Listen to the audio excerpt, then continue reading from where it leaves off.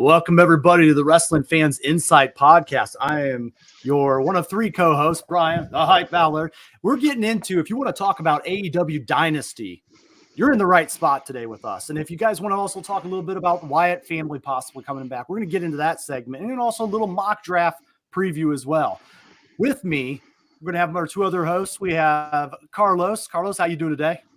Good, man. How are you guys? Doing good. I'm tired. It's been a long day. It's been, but I'm glad to I have today off though. So that's all that matters. That's going to be nice with this pay-per-view weekend heading up. And then we've actually split up the tag team of the Hoppy Brothers. So we got Will and we kicked John to the curb. All jokes aside, John's working with items. But Will, how you doing? I'm doing pretty good considering everything that's been going on. I messed up my back over the week, so it's been kind of a rough recuperation, but I'm doing better now. Awesome. Well, I'm glad it's coming along for you guys. And let's go ahead and we're going to talk a little Dynasty. So let's go ahead and get in here.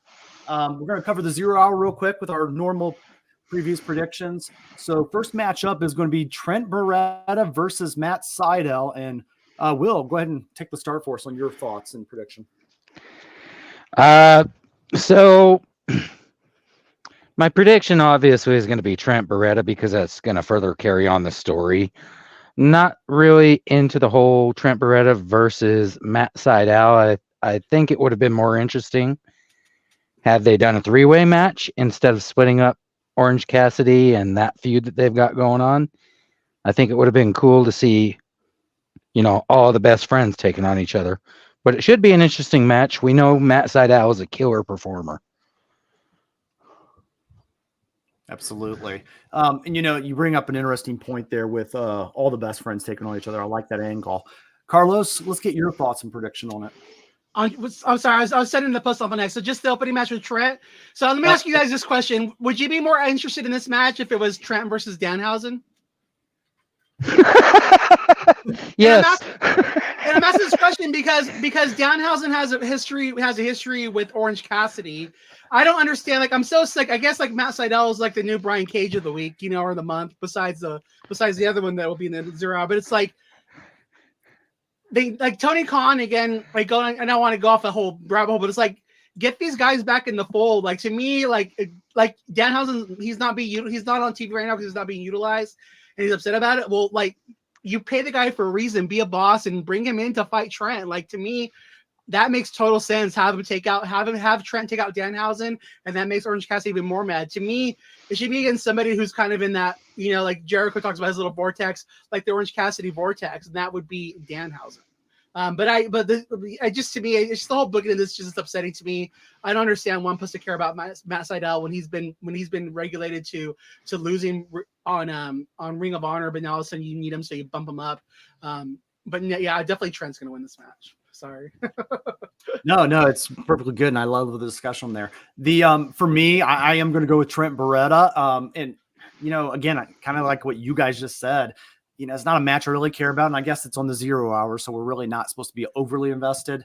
I'm going to go with Trent Beretta because I like the name Trent better than Matt.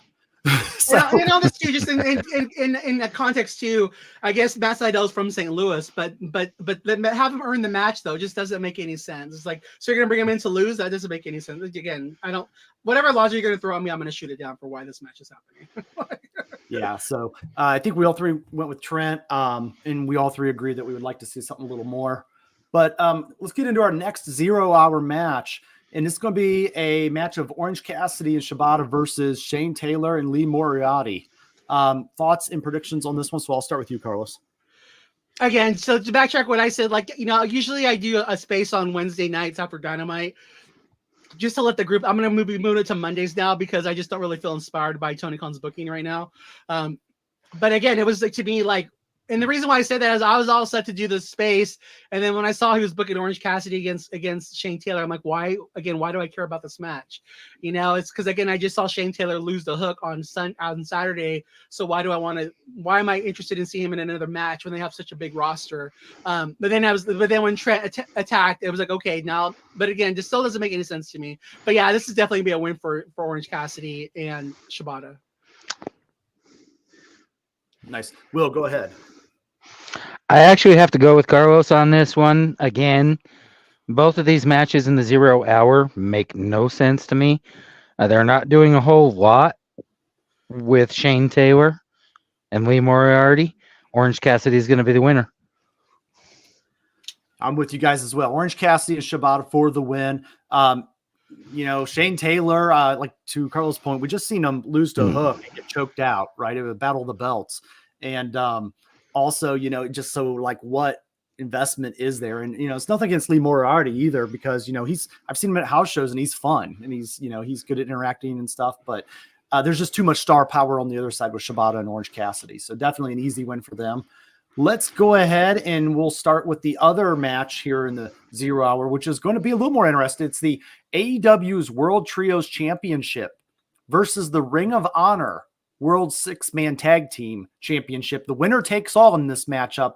We've got the Acclaimed versus the Bullet Club Gold. So I'll go ahead and start on this one. I believe, you could go a couple different ways. I believe that you could go with Bullet Club Gold, taking everything and giving him some real big time love, because, I feel like Jay White kind of came in and kind of got stuffed away a little bit since his debut in AEW. However, I do believe that the Acclaimed could merge everything and take everything, just because it is going to set up into my prediction for one of the main card matches. So I am going to go ahead and go with the Acclaimed for my pick, just because of the evening booking. And let's go ahead and let's go over to Will. Yeah, I actually got to go the other way. I'm going with Bullet Club Gold. I think either way, like you said, this can have a lot of really future press on either way you go with it. But I think, honestly, Bullet Club Gold takes it. It creates a lot of controversy. It brings in a lot more matches. And I think it's going to fire up both divisions of the 6-man tag and the trios. Love it. Thank you. Carlos, your thoughts? So I'm going to make a bold prediction for this match, and then it'll kind of give away my who I think is going to win. I predict this will be Daddy Ass's last wrestling match. And with that said, I think the Bullet Club takes it. I think he takes the pin. I think he gets pinned by one of his sons, and I think that this is the last time we see Daddy Ass in the ring. And that's what I'm hoping for. When I was watching Collision last night, again, I mean, look at my background's the Acclaimed. I mean, my profile thing's Acclaimed, but I'm not into it. Again, I'm glad they made their money. They made some merch money off of Daddy Ass. And again, he can still be their manager, but it's time for them to move on. And again, just seeing them against the Guns, like they're honestly two of the best tag teams that AEW has. And they just been floating around because they've been lost in this trios division. And again, Tony Khan doesn't care about the trios division, but only cares about trios matches when it comes to booking his shows for pay-per-views, like he did this week. Yeah, there were so many trios matches. I was like, oh, we care about trios all of a sudden. But it was like I see Bullet Club Gold winning this. I don't think the Acclaim need it no more. I hope that I want to see Daddy Ass not in the ring anymore. They got too much talent of a roster to be letting to again. And it's not saying that he can't wrestle. It's just time to let other people shine. Let's get the Acclaim back in the tag team division. Let's let Bullet Club Gold hold those titles until they lose until they lose them. Combine the two championships into one. And let's just get cooking, But yeah, I definitely think the Bullet Club Gold are going to take this. And again, I'm just hoping for better things for all of the above. Because again, and this is the thing that makes me mad too. This match should be on the main show. And I mean, to me, like put Jericho and Hook on the pre-show or something. This match has had so much TV. This storyline's got a lot of TV time, but yet it's going to be on the pre-show. It's kind of ridiculous. Yeah, and, I could see that going either way. I do like your prediction. I'm glad you said it. If you didn't, I was going to with the Guns possibly pinning their dad. So I do think that's a solid choice right there. I like that AEW did focus on their trios recently so much, because WWE's done a really good job of focusing on their tag team match. So it's like, well, if you can't compete, try to make your brand a little different. So good points there, Carlos. Let's go into the main event or the main pay-per-view. So let's talk trios matches again, since we're on that narrative and topic. We've got the House of Black in a trios match against Adam Copeland, Eddie Kingston, and Mark Briscoe. And so let's go ahead and start with Will on this one. All right. So this is going to be what I think a great opener. It's definitely going to be brutal. It's going to be violent. I'm going with House of Black because I think that's going to lead to further storytelling. It's going to lead to further frustration. And honestly, I think that's going to push them to all move in very, very different uh, landscapes moving forward. Perfect. Carlos. Honestly, like this is one of those matches where I'm looking right now and I'm looking like, okay, how many heels and how many faces do I have to win, right? Because that's where I kind of messed up with my WrestleMania predictions on night 2. Is like I should have predicted the Pride to win because there were so many heels. There were so many heels winning other match. There was just they like to have their heels and faces. Like that's kind of like sometimes with the booking. I think this match could go either way. I could definitely see. I can see Malachi Black getting the pin on Mark Briscoe to further his storyline with Adam Copeland. But I in the end, I think this is one of those matches where you have to make the crowd happy, and I think the faces take it. So I'm going to go with Adam Copeland, Eddie, and Mark Briscoe.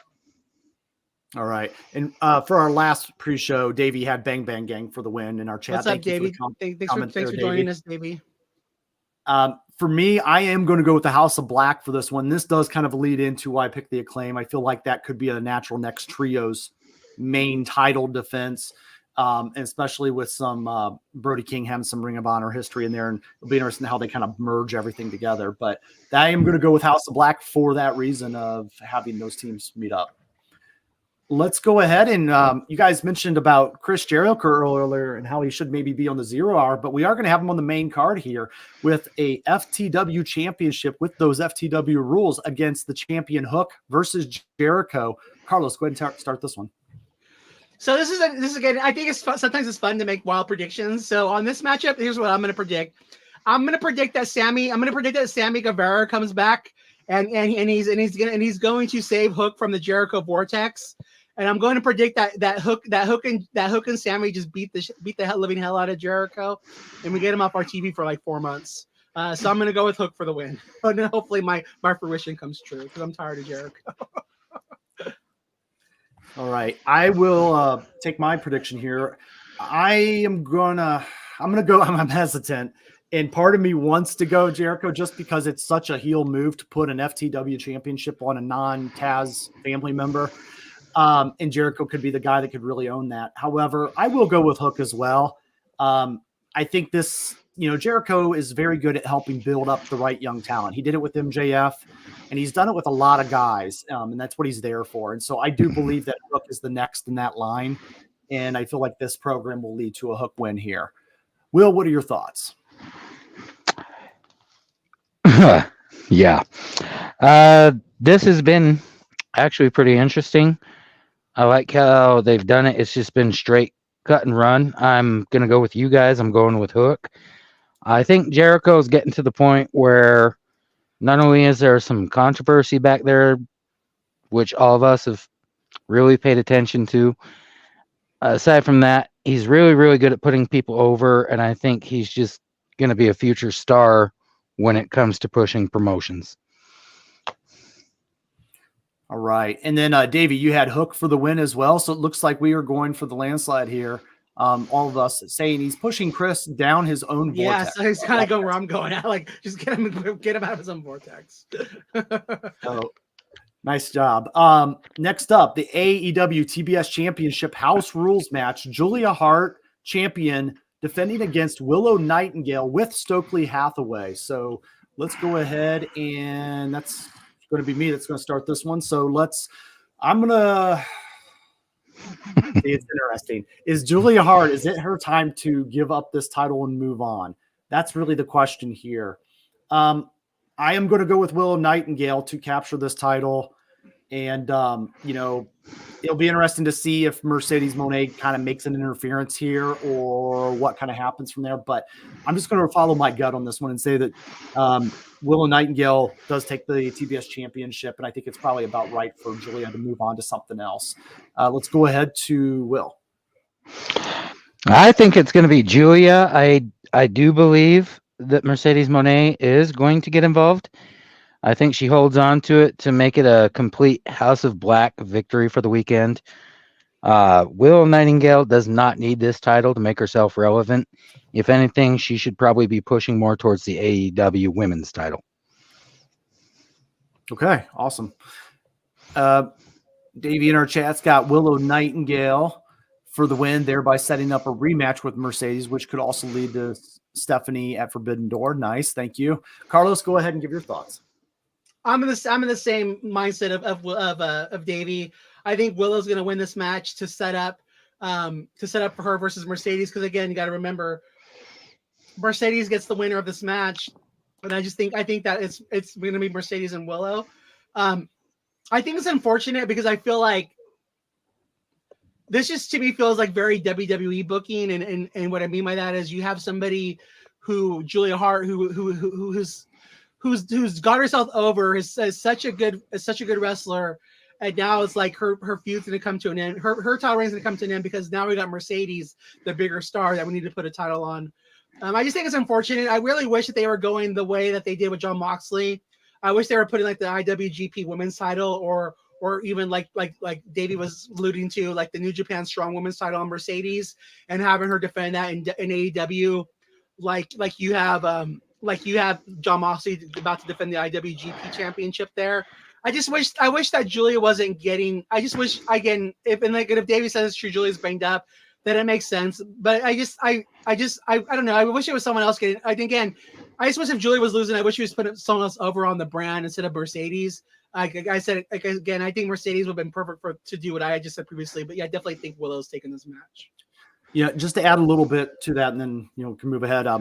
I also believe that this might be a little bit of, I'm just going to make up a thing here, call it petty booking, and being petty a little bit, because when you think of the TBS Championship, the name you think about is Jade Cargill. That's the most dominant champion in the history of this championship here.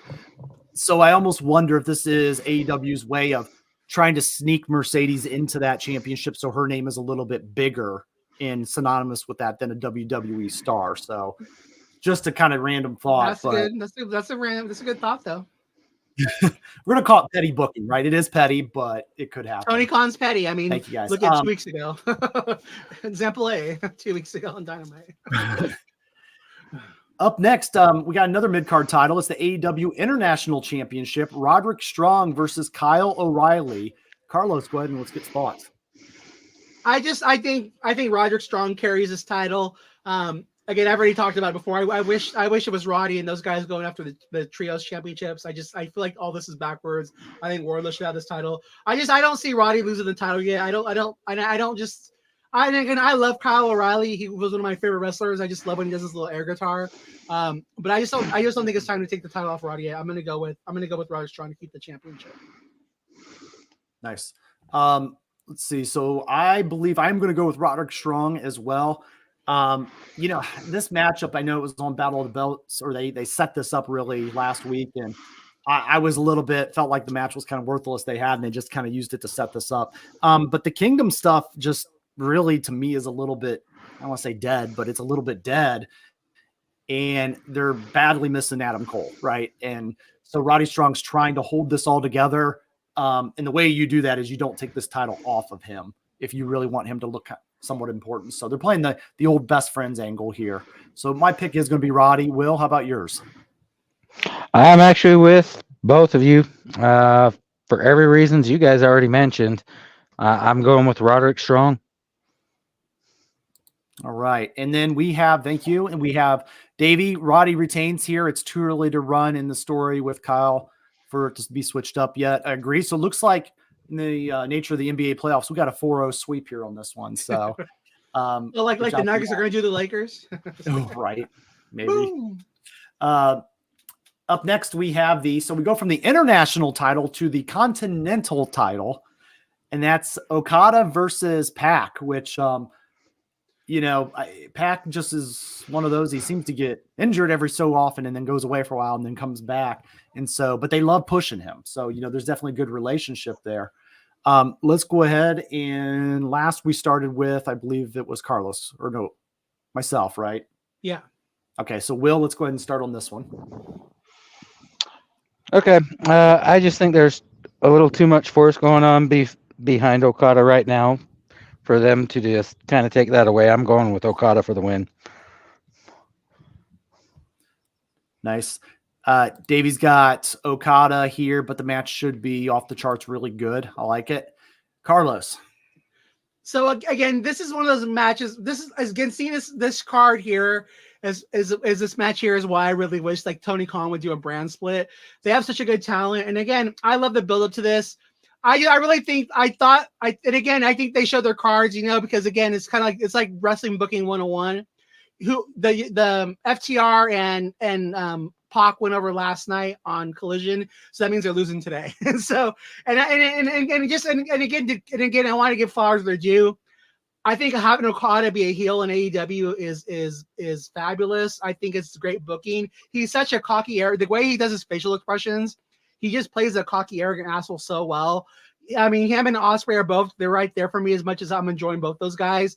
Again, it was just the right move to turn him heel, to make him heel with the Young Bucks and the Elite. I love what he's doing with his character work. I like this. It makes me glad he's in AEW now. I love the way they're booking him. I love the way he's coming on strong. And he's not going to lose this match. It's going to definitely be Okada for the win. And I think maybe we see Jack Perry come out to help him get the win over Pac. I like that. I'm going to go with Okada as well. And I do believe that they've done a great job, especially introducing Okada to the American fan base for a lot of the people that may not know of his work overseas. So I do believe that, they're going to keep the throttle pressed down on him and keep things going. So I don't think you take a title off of him on a big pay-per-view right now. So definitely going with Okada as well, guys. Let's go to the AEW Women's World Championship match. And this is what I'm really kind of interested in. It's Toni Storm versus Thunder Rosa. Thunder Rosa, a real fan favorite here. So let's go ahead and let's go with Carlos on the lead on this one. I think this is going to be a win-win situation. And what I mean by that is I would love to see Thunder Rosa win the title. But again, I just don't think it's time yet. I think Toni Storm retains.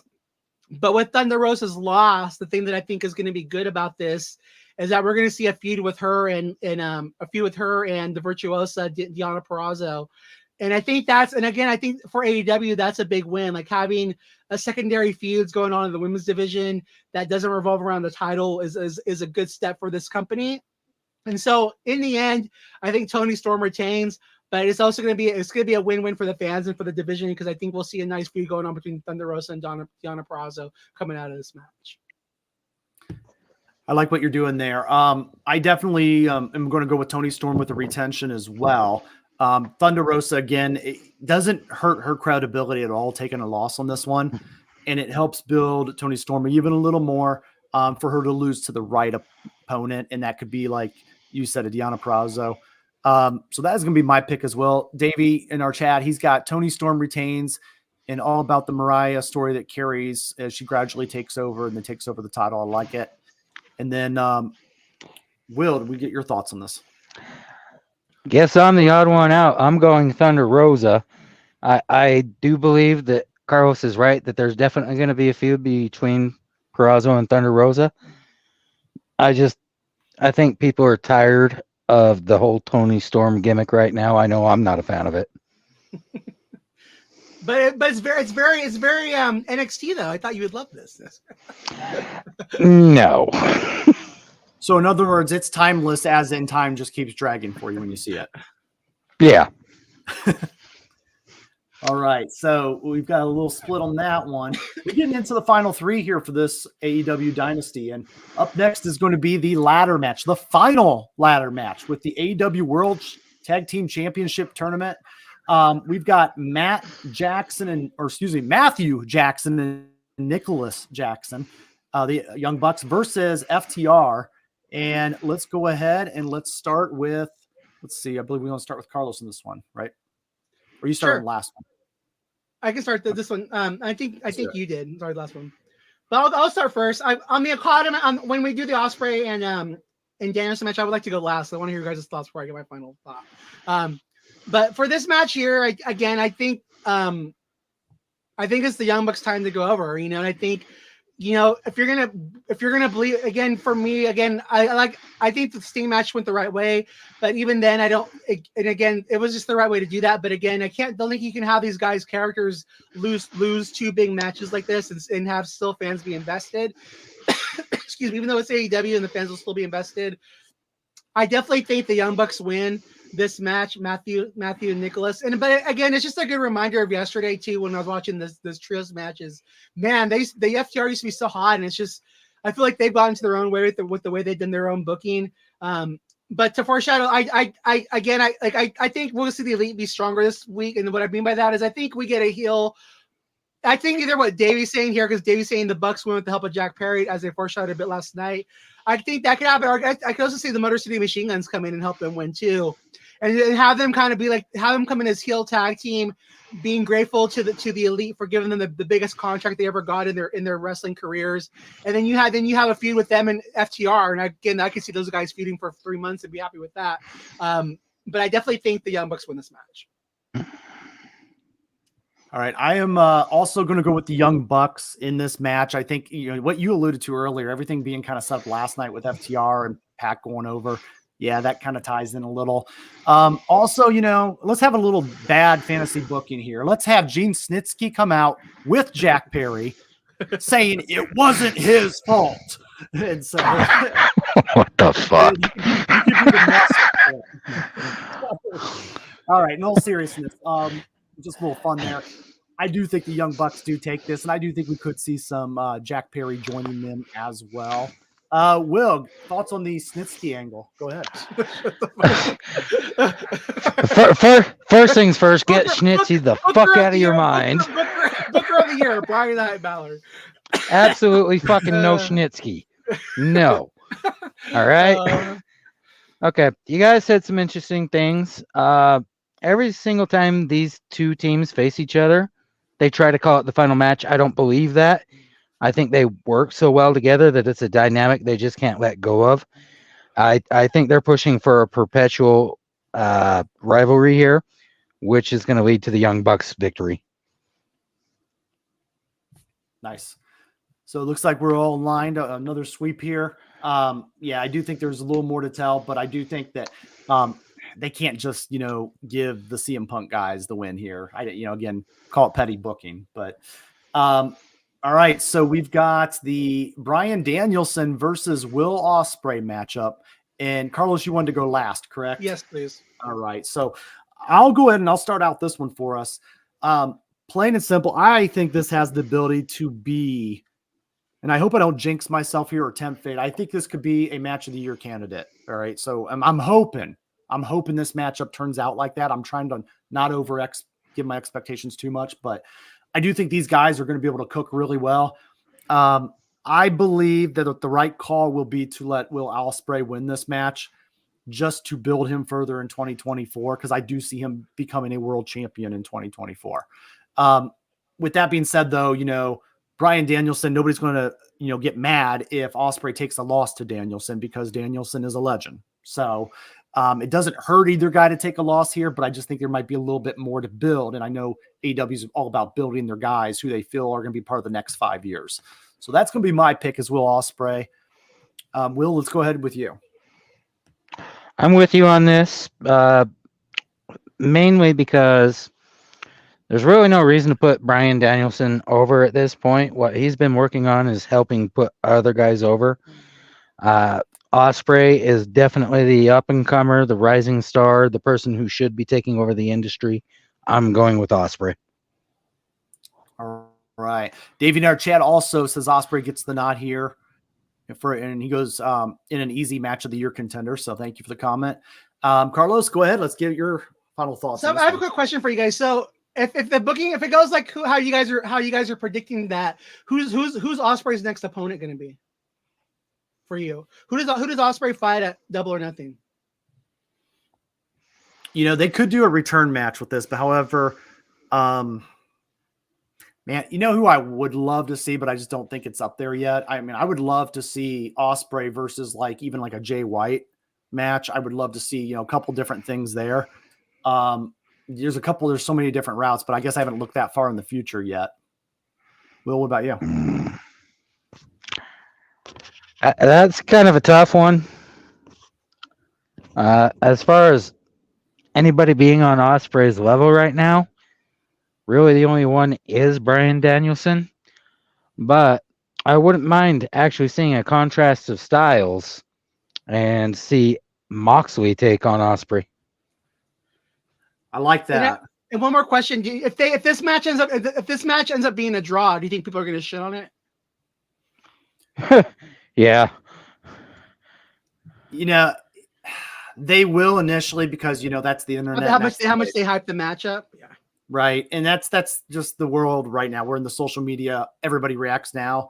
It used to be years ago where you didn't have that luxury. So you really didn't know how anybody felt outside of the school playground. Right. So ultimately, people will, but if it leads to a bigger story, think of like Cody and Roman, right? Everybody crapped on bigger and most amazing. Not that I want to get into WWE land right now, but I do believe that, long-term, it'll be forgotten very quickly if that would happen, if it ends up being very good.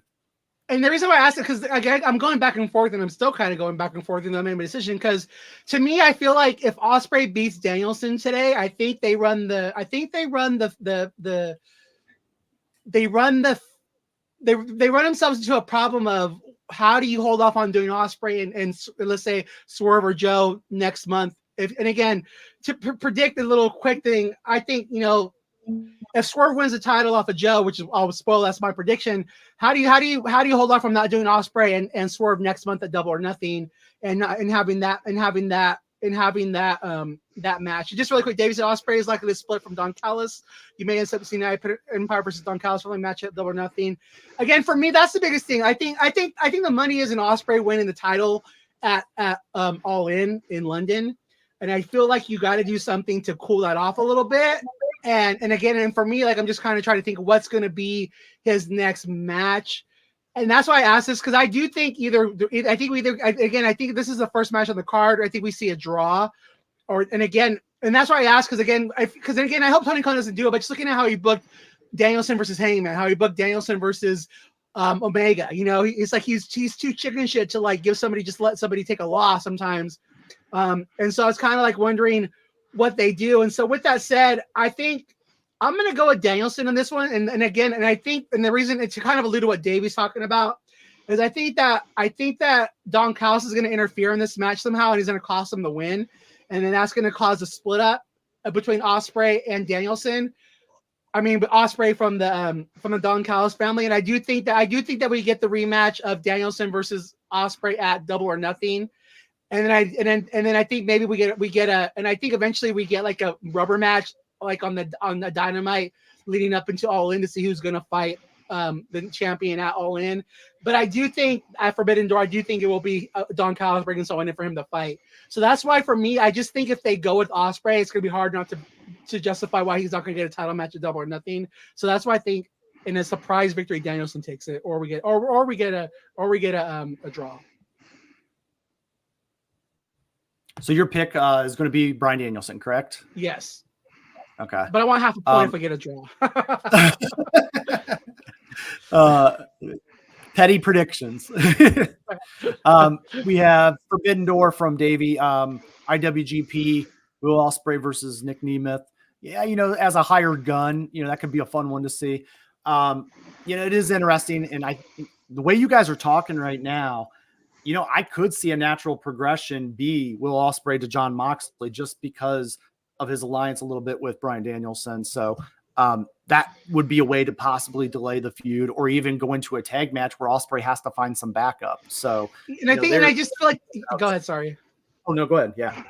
I just feel like they got to let Ospreay simmer a little bit just to let Swerve have his title reign, and again, spoiler, I'm going to pick Swerve to win, but I think I just think there needs to be a simmer there to let the other guys cook. So that's why I'm going with what I predicted. Nice. Great discussion on that one. I knew it would be. Let's kind of lead into, you mentioned about Swerve being your pick for the AEW World Championship. So do you want to elaborate a little bit on that, Carlos? Again, it's Swerve's time. Again, the crowd wants him. This is one of the things where, going back to where so many times where Tony Khan didn't pull the trigger it's time to pull the trigger. Having your first African American AEW World Champion. This will be the first. It's time. The fans want it. The crowd wants it. They want it. They want to see him go. They want to see him be a face. Samoa Joe's had a nice little reign. He's got his honor back. And I just say that for how he was treated with WWE. Again, it's like he's back to being the Samoa Joe that we all love. So it's Swerve's house, and I definitely think Swerve's going to win, and that's why I think it'll be the main event, because I think we're going to have a lot of confetti after the match. So I definitely think Swerve's taking this one. Yeah, I do also want to ask on this one, how do you feel the match will end? Will it be a pinfall, submission, DQ, or other? Like, what's kind of the thought? So does somebody tap out? I think a pinfall. I don't want to see has how often does Joe tap out? Does he ever tap out? I'm trying to think. Yeah. Yeah, probably too much, honestly. I think Swerve's gonna I think it ends with the pinfall. Okay. For mine, I've went back and forth, and the easy answer for me would be Swerve, right? Because he's so over and it's so right. But then you do have to be dedicated to a little bit of a lengthy title reign for him. But also kind of to what you mentioned about Ospreay having to delay the feud a little bit. I could see him winning it more at like a rematch at a double or nothing type matchup. And somehow this match gets delayed and Joe sneaking out a retention, whether that's a favor that is owed to him from maybe the Kingdom or something like that, right? There's could be something in the works there. I want to pick Swerve, but just for fun, I'm going to take Samoa Joe against probably my better judgment. But I will say Joe retains. They thought to be mad about a draw. My God, the Twitter's gonna be on fire today. X. Well, I'm going into it knowing that I'm probably wrong, but Will, and then actually real quick, Davey has Swerve for the clean win, and then he's predicting Okada at Wembley Stadium versus Ospreay for the Continental title. And then Will, what's your thoughts on this one? I do believe my ending for this one, I believe it will be a pinfall as well. So Will, go ahead. All right. Well, obviously, I'm going to go with Swerve. As Carlos mentioned, it's his time. Joe doesn't need this title run. He doesn't need it to be lengthy. He is a staple in the wrestling world. There's no point to continue to push him when Swerve's so hot. And I do actually believe it's going to be a submission. Okay. I like that submission ending if Swerve wins, because I think it sets a stronger statement that you made the Samoan submission machine tap. And so I think that's kind of a nice little, if you are going to go full force, be all about it. So, all right. So with that being said, any other final thoughts on AEW Dynasty? If not, we'll transition to our next segment. Is there any, do you guys think we get any other surprises today besides the ones we mentioned already? I personally do not. I feel like it's just going to be kind of a run of the middle pay-per-view. It's kind of like Wrestle Dream was. I know we did get Adam Copeland at Wrestle Dream, but I don't think there's going to be anything as big at this one. But you know what? I'm okay with not thinking that, because that's usually when I get surprised, and I like being surprised. I think the one thing we might get is maybe we get Adam Cole back tonight. Yeah, and I think I would love to see that. I think we badly need Adam Cole back just for the programming. So just because I felt like we put everything on pause after World's End, and we just hit the pause button, or we started fast forwarding very slowly, and so then to me too, I think if Adam Cole's back, that gives Swerve a good opponent for a Double or Nothing. I like that. Other prediction from Davey when Juice comes back. I thought that too, Juice. But yeah. Defending the trios titles, and Jay goes after Eddie in JPW strong title. Yep, definitely. And then Davey's predicting Adam Cole will not be back tonight. So, all right, good stuff, guys. If there's not any other final thoughts, I'll switch over to our next topic. So we've gotten a lot of cryptic messages, and we're going to go ahead and step into the Firefly Funhouse a little bit in the world of imagination and fantasy booking. We've got a lot of cryptic messages from what appears to be possibly an Uncle Howdy return in the WWE, looking at revamping the White Six, if you will. So my thought is I wanted to kind of see what your guys' thoughts on all these are, and also where this you would like to see go and have some fun fantasy booking and maybe adding members to this group and how you would go about it. I will have one of you guys go first. Does anybody want to volunteer to go first? And then I'll kind of like to go last on this one. I can Carlos. start. I'll start. All right. Yeah. You know, it's first of all, I'm glad to see this. You know, like I'm even before the whole documentary came out, like I would talk to people on this. I would talk to people on this and stuff, and they would say, "I don't want to see Uncle Howdy back. I don't want to see this. I don't want to see that. They need to let this just die." And for me, it was like the thing that I think people that forget about Bray Wyatt is that he loved his friends and he loved his family. You know, you heard stories on the documentary, like, and then I mean he was even like I was listening to it was what's his name Top Dollar on Chris Van Vliet talking about how they were trying to do something with him. It was supposed to be him and it was supposed to be them against him and Uncle Howdy in their first in a match on when Uncle Howdy was supposed to debut, but then things happened, you know, and Bray was into it and they were just bouncing different ideas off. And like that's who Bray Wyatt was. Like he wanted to take care of his family and stuff like that. He wanted to take care of his friends. And I think with this thing here, when he was coming back, like he made sure when he got signed back that he took care of his brother too and got him back and created a character for him. So I just think that fans need to remember that and need to remember that, you know, that he wanted his brother back in the WWE. And so I just hope that fans let this play out, you know, and they give it a chance. And I'm for it because, like I said, to me, the thing I would love to hear is I would love to hear them say like that, all the proceeds from the merchandise for the White Six is going to go to Bray's family. You know, I think if they did something like that ahead of time, announce, you know, letting people know like if anything that's White Six or something like that is going to be done. Is going to be donated to his family to take care of his kids and to take care of JoJo. I think that would be a lot of things. Let me read what Davey said. The thought of doing this in honor of Wyndham is nice, but the creative there has never been able to get this faction right is my concern. And so to count on Davey said here, if this was Vince McMahon still in charge of booking, I would be afraid because I could see if it was Vince, I could see them going out there and shitting the bed and be like, okay, we're going to scrap this. But with Triple H being in charge and the people they have now, I'm in favor of them doing this. If it was Vince around, I would not want this to happen. But with Triple H, and again, you got to remember the person who's in charge of their creative was hired for Bray. You know, that he's in charge of the whole WWE creative. So they have a lot of things here. And just to kind of allude to my draft pick thing, our next segment, I think that they do. I think they go on SmackDown, and I do think that we're going to see Rowan with them. I think we're going to see Braun with them again. Thank God that Matt Hardy re-debuted on TNA Rebellion last night because I did not want to see Matt Hardy anywhere near this. I wouldn't mind if Alexa's in it, but the person I would love to see added to this again, why six? I'd love to see Dexter Lumis added to this group, and also bring up what's his name from NXT. Joe Gacy. Yeah. Have Joe Gacy and Dexter join Uncle Howdy, Alexa, Eric Rowan, and then Braun Strowman. There's your six. But like, yeah. And the thing that I think that would be good for this, again, going into like taking care of Bray's family, is I think it should be done as a cult. You know, they're all paying homage to the Fiend, you know, and doing it as a cult thing. So I'm definitely interested to see how it goes. And I'm just happy that it's Triple H and creative, because if it was Vince, I would be like, yeah, I don't think because again, I don't think Vince would give it, if it doesn't do good right away, I don't think Vince would give it a chance. But I just hope fans remember, like, this is something that Bray would want. And I believe that 100% in my heart. Awesome. Love it. Thank you, Carlos.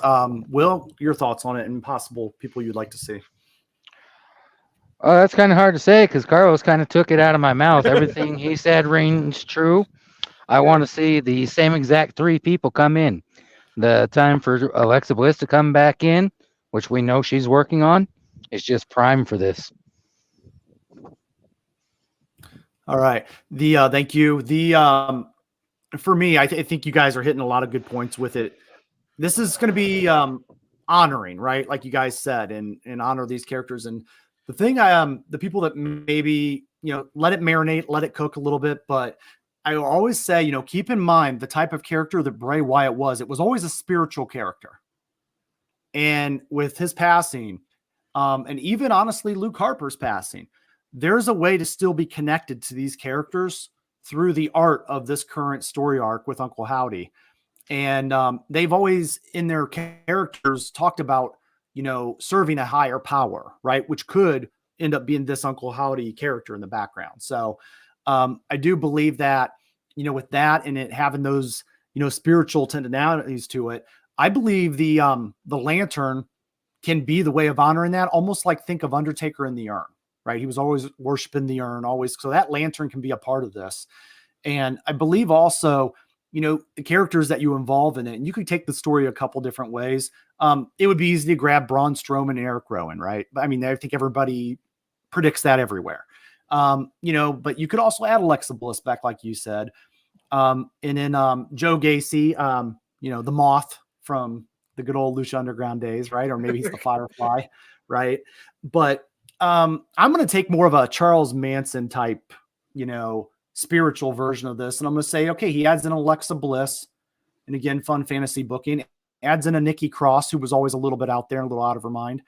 And then maybe tie in a couple other ladies into this, like Isla Dawn and not Kylie, I always call her that, Alba Fire. Maybe he kind of becomes the spiritual manipulator of these people and kind of leads them through while somehow honoring and tying in these characters of the past. So that's kind of the overall. I don't believe that they should go into the Firefly Funhouse stuff because I do think that just belonged to Bray.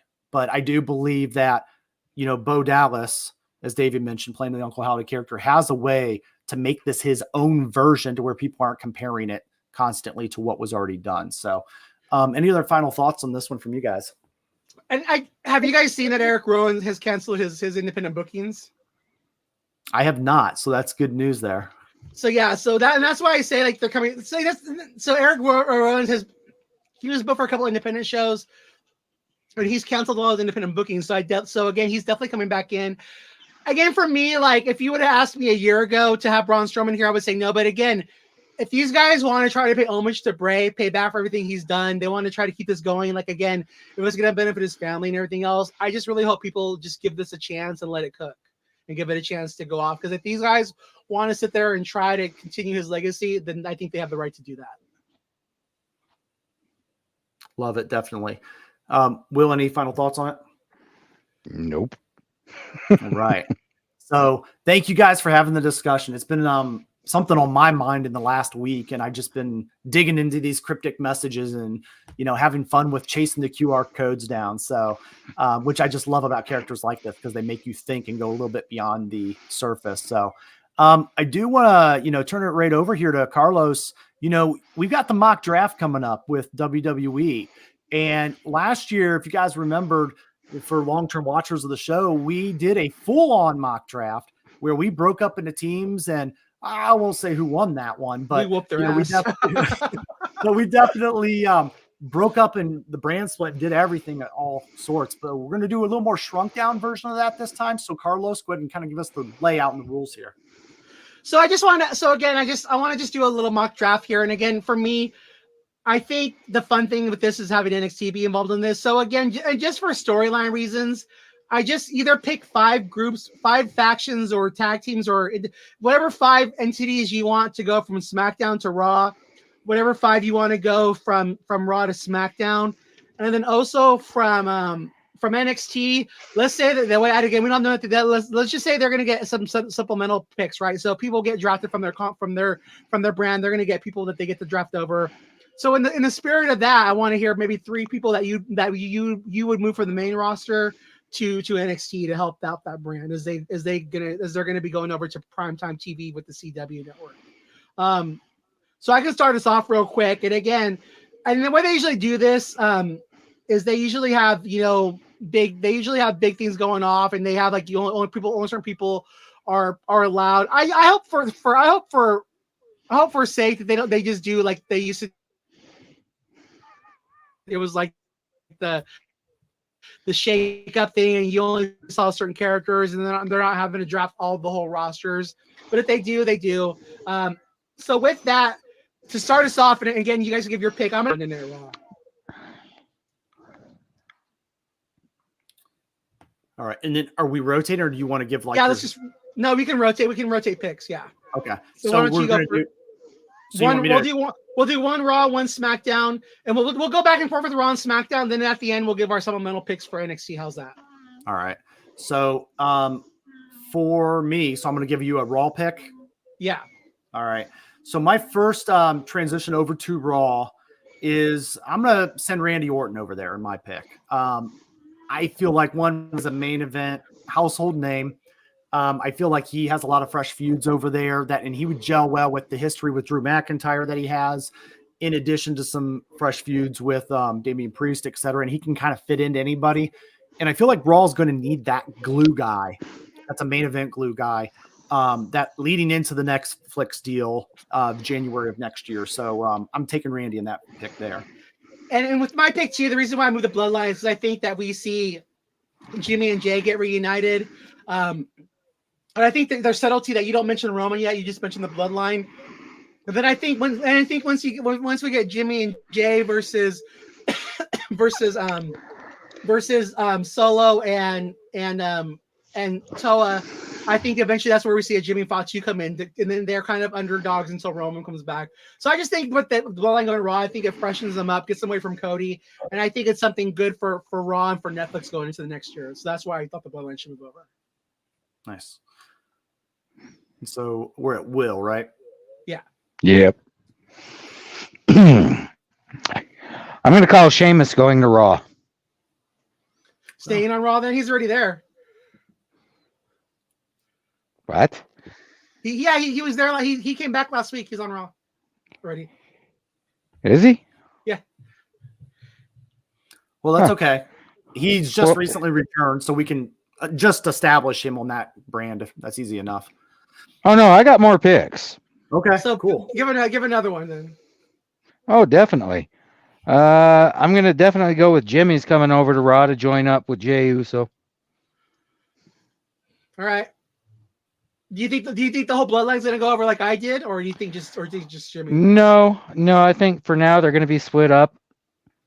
A possibility that I could see is sending Nia Jax over to SmackDown.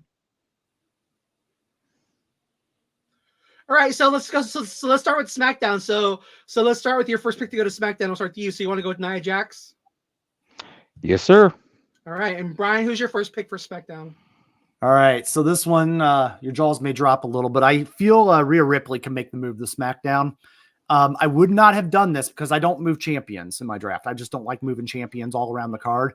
But since she's not the champion anymore, that opens her up for a draft. And I feel like that could be a shocking move, and it would freshen up some of the women's feuds over there.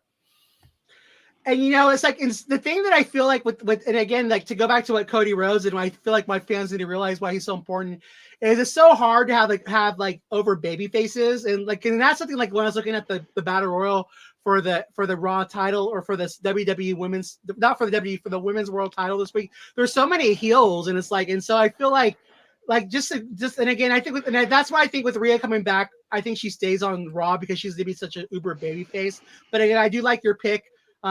So for my pick, again, my first pick is I moved the Bloodline over to Raw. And so I think to counter that, you need to move over a pretty big faction to SmackDown. And just to set up a feud with Cody Rhodes, I'm going to go with Imperium to move over to SmackDown. I think you have Gunther and then the boys come over. I think just have Imperium come over and then just letting them simmer a little bit to go eventually feud with Cody Rhodes, I think is a natural win for me. So with my first one to SmackDown, I'm going to move over Imperium. All right, Brian, you go first. What's your next pick to go to Raw?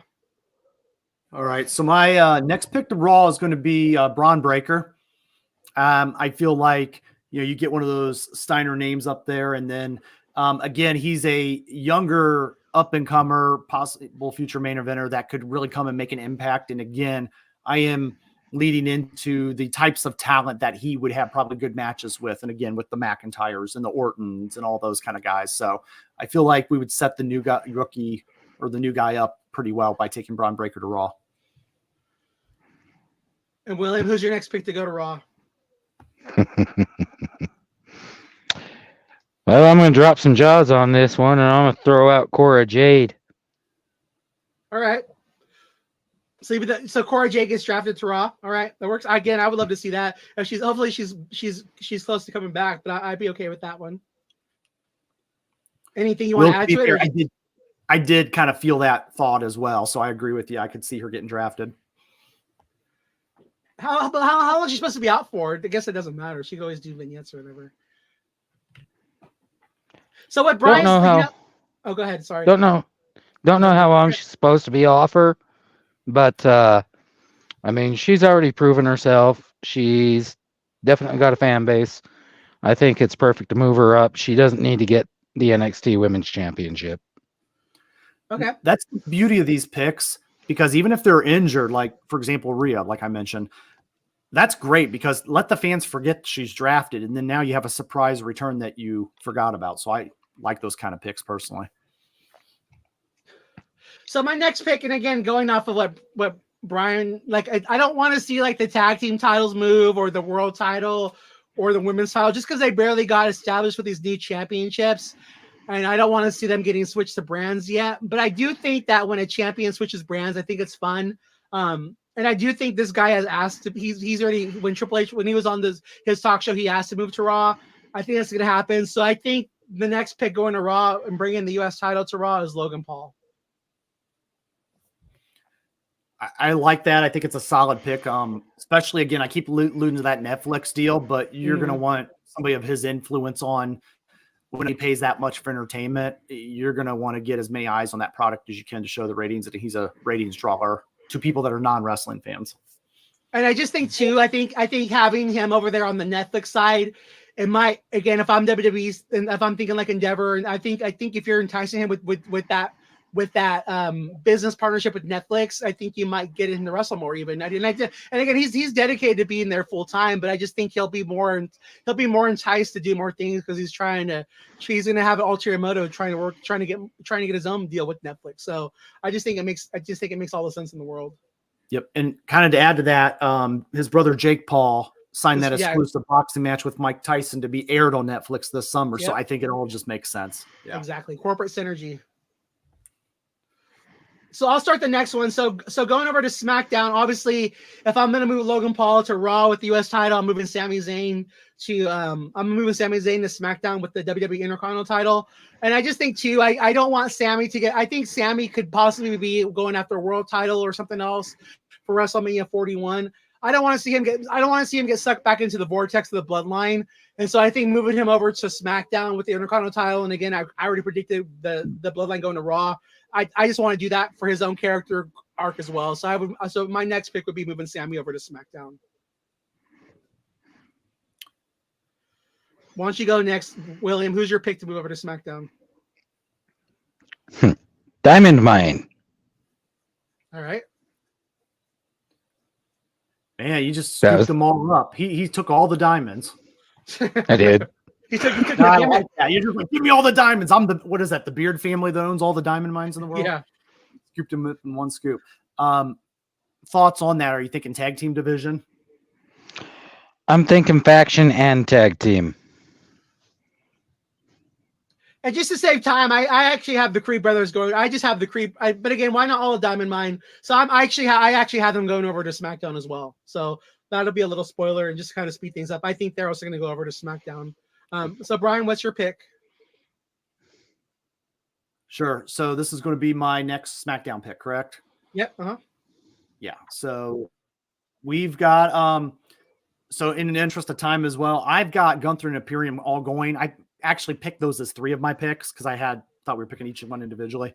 So I took Gunther and Imperium all, so pick 2, 3, 4 as a faction. And I feel like Gunther, especially, not just for the tag titles for those two, but for Gunther, if he's not going to be in the world title picture right away, then maybe he has a really strong run with the United States title and just builds up like he's the king of all these mid-card titles, which then could get him to Mania where he could really compete with like a Cody Rhodes at a main level. So I'm going to take Gunther and Imperium on that one. All right. I like it. So William, who's a pick for you to go over to Raw? My final pick is going to be an obvious one. We know she's vacating her title coming up from NXT. I predict Roxy. Did she say she's vacating for sure? I never saw that. She did. Okay.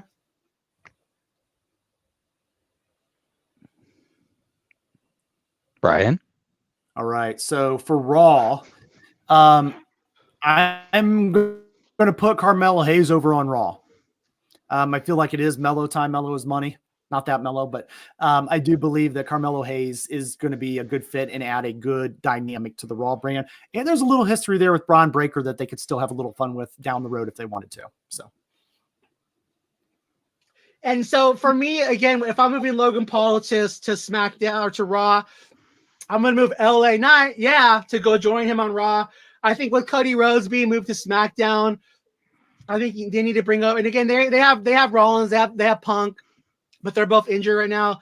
I think they need a strong babyface over there, so I'm going to pick LA Knight to go over to Monday Night Raw.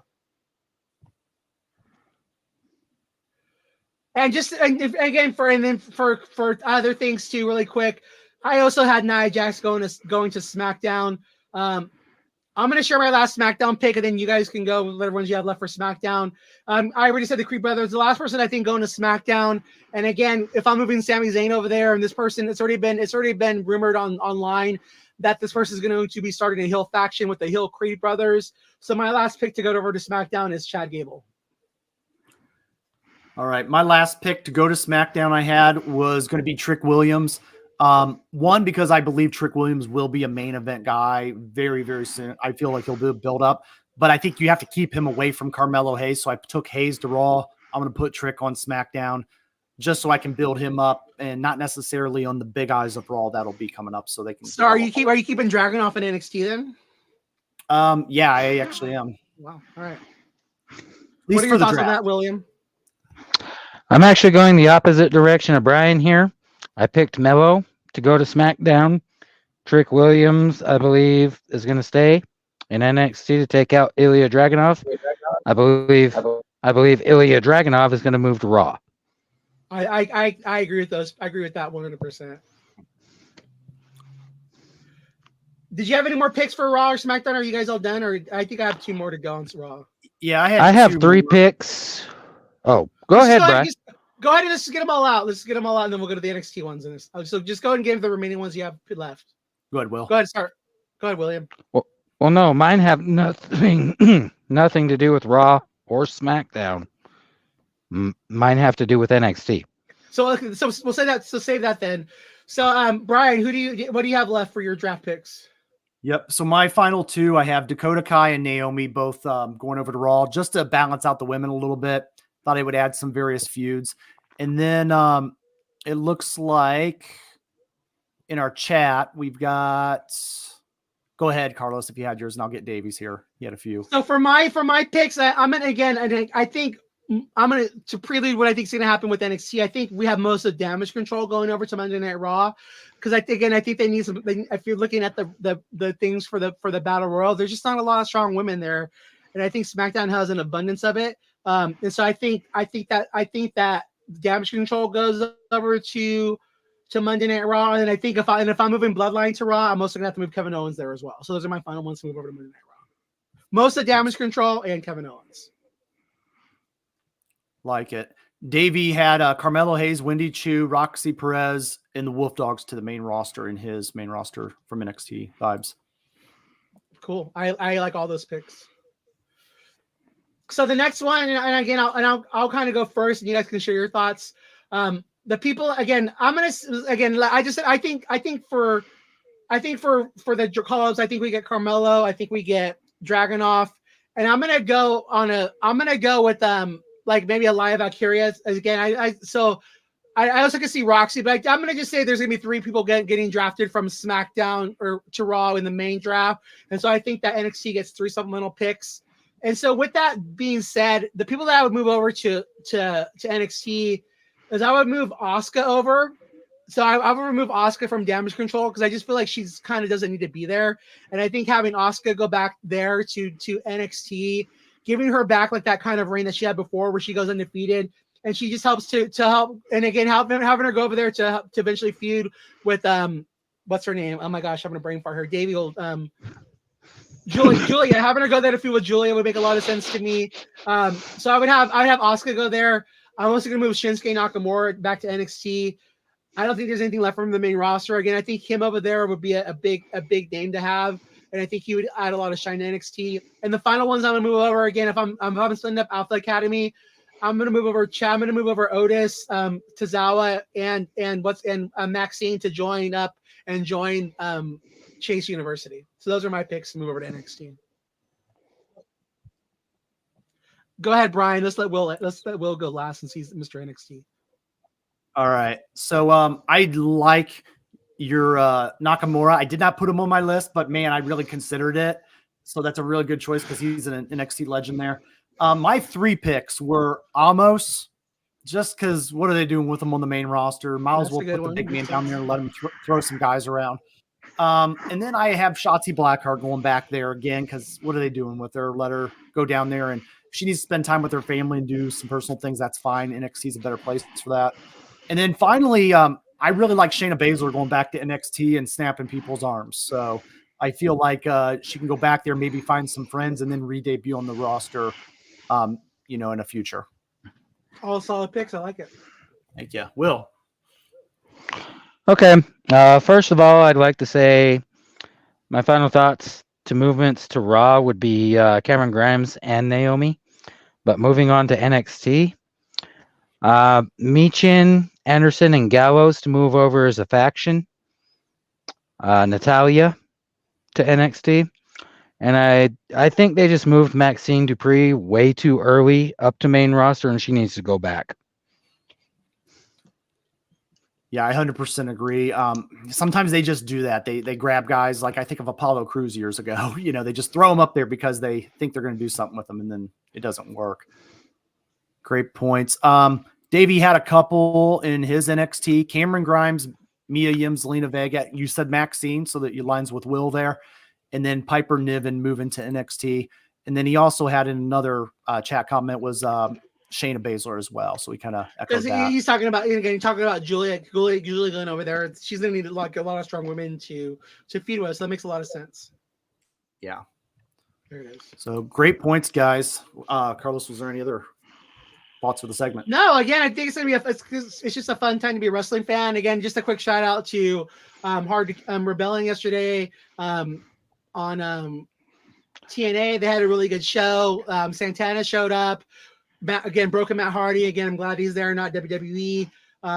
It just again, that brand's going very strong right now. And again, just don't forget to show some love to those guys over there too, because they got a lot of good stuff going on. But again, I think it's just a fun time to be a wrestling fan.